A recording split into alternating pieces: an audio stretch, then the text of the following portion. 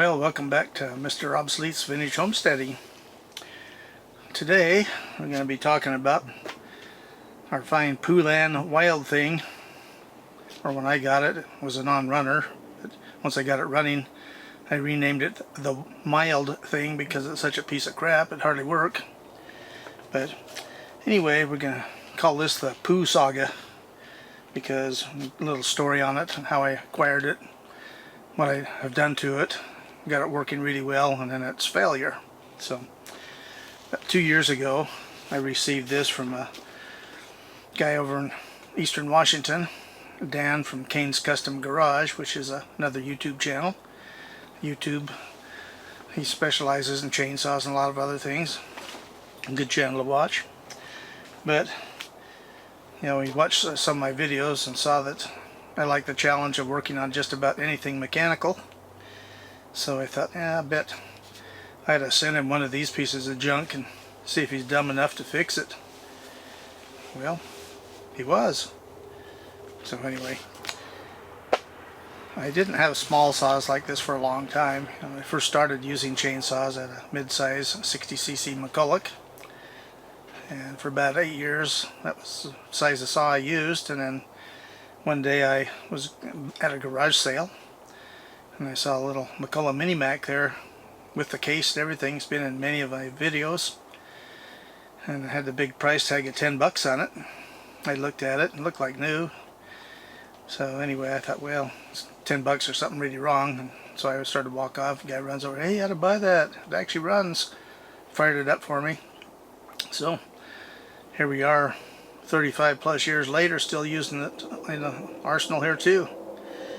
That was one of my best investments. But anyway, to get back to this horrible thing here. Had a lot of problems. The bar was bad and the chain shot.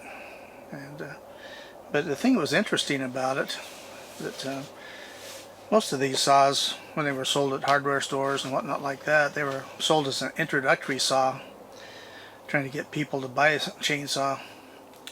And you know, if you had a small place with some bushes and small trees, you wanted to do pruning and trimming and cut firewood and stuff, you know, it was a small saw, light and easy to carry and move around and cheap.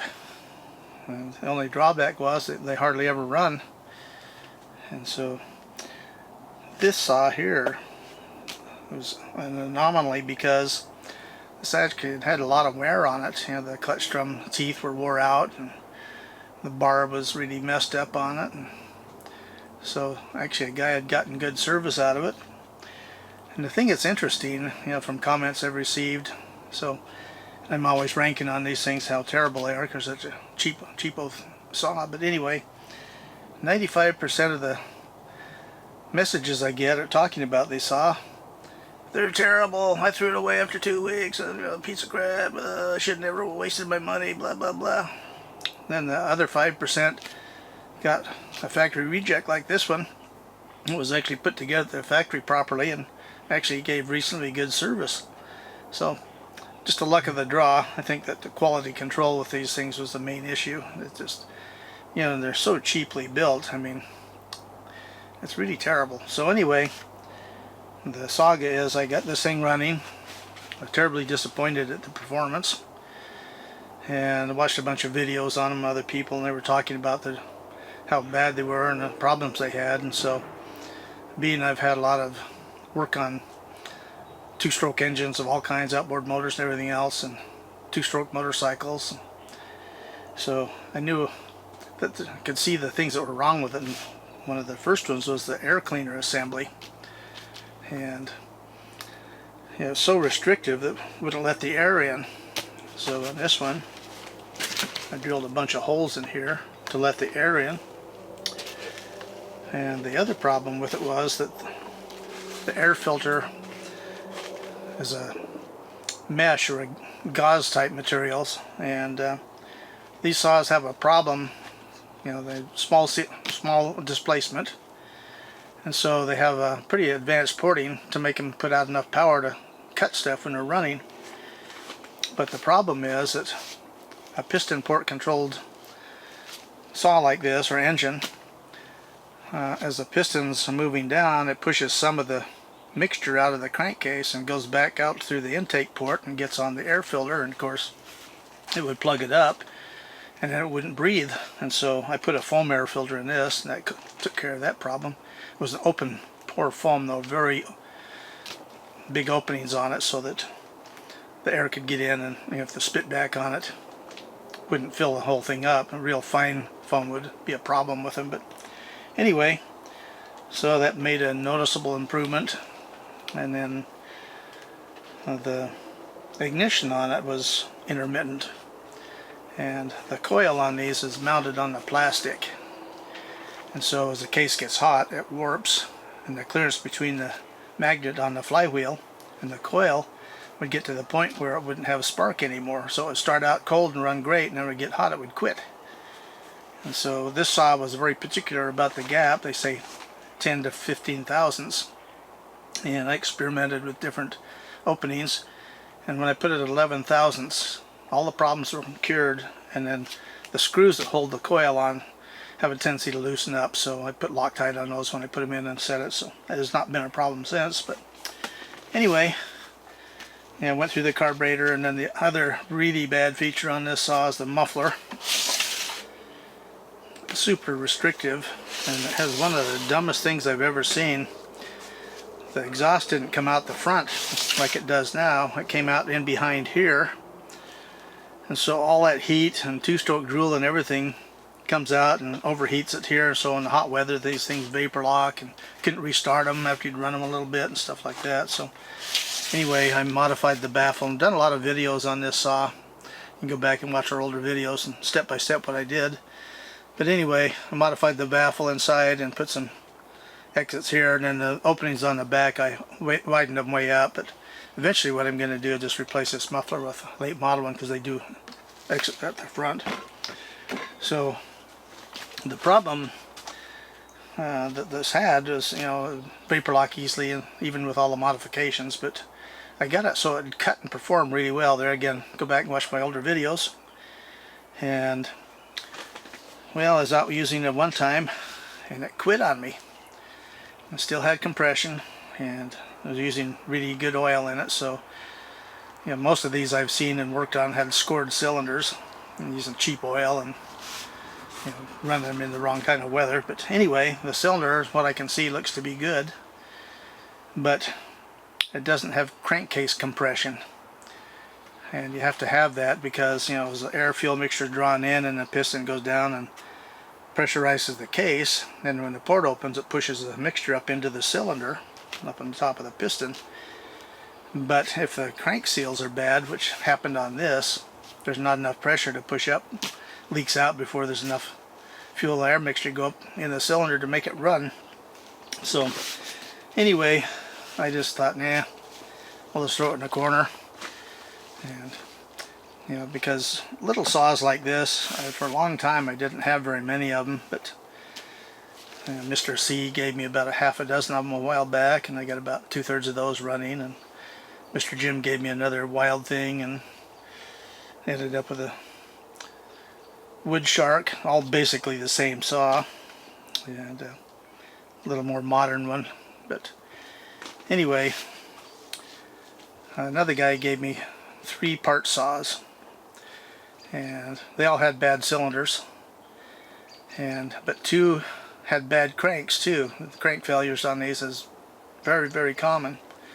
One had a good crank, and I may use that to fix this and if it's bad. But what I did, just kind of put this thing on the back burner because I have a lot of projects, and I have about 20 saws that I keep at the ready all the time, and so you have to tune them, maintain them, service them, and sometimes do minor repairs on them. So this thing went to the back of the line, and I sat down here a week or so ago and thought, well, let me prioritize my projects and stuff. So I was thinking, well, looks to me like right now I only have about 200 years of backlog for doing my projects, but somehow I decided to work on this, and so who knows why. But anyway, I was looking for parts for them, and Now, originally I was just going to buy crank seals and bearings, and you know, this stuff is cheap.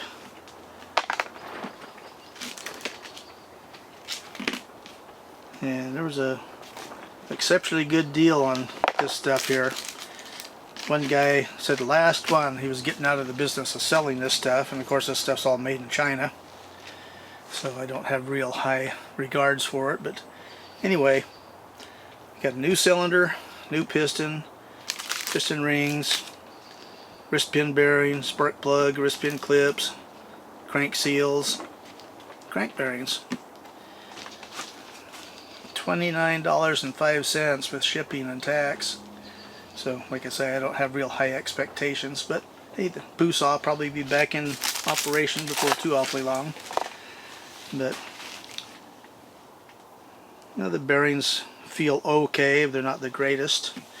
But this is part of the problem here. The crank bearing fits right in here like this, and then this seals on the case like this. But what happens over time is this stuff, the heat deteriorates it and it gets brittle when the seal here, lip here, gets hot, and then the lip won't seal on the crank anymore, and so you lose your crank pressure like this one has.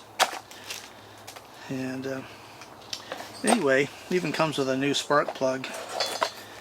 And these Chinese spark plugs, here's what I do with them. I don't use them in anything. They're worse than nothing.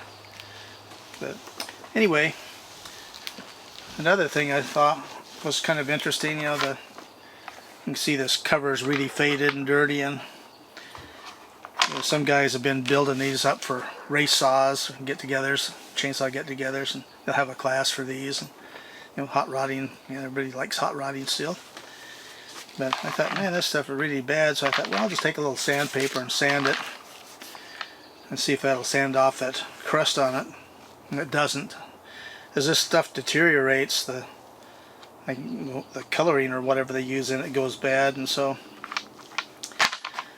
polish and stuff doesn't do any good. But I thought, I saw some guy that was talking about these, and makes plastic like this look better. Not as good as new, but a whole lot better than this. And what he uses is a propane torch, and you get a flame going and you go back and forth lightly, and hopefully you won't melt it. And it actually brings back a lot of the color. I don't know if we can see it in here or not, but I actually did it right here on this cover, spare cover I've got. And if you look at the two of them, you can see there's a vast difference. So anyway, like I say, it's always amazing what people come up with. So anyway, we're back here to the Saga of the Poulan. And the name I gave it is because you know what it's made out of. When I first had this thing running really like it should, really top notch there for a bit, I even went over the deep edge. Well, like I say, I went over the deep edge because, you know, I was really happy with the way the saw was cutting and operating mostly. And so I found a new old stock bar and put on this thing. So I'll just save this when I take it to the shows and put it out on display. And if I actually start using it again after I fix it, I'll just use it with this bar, which is fine. But anyway, so there you have the Saga of the Poulan.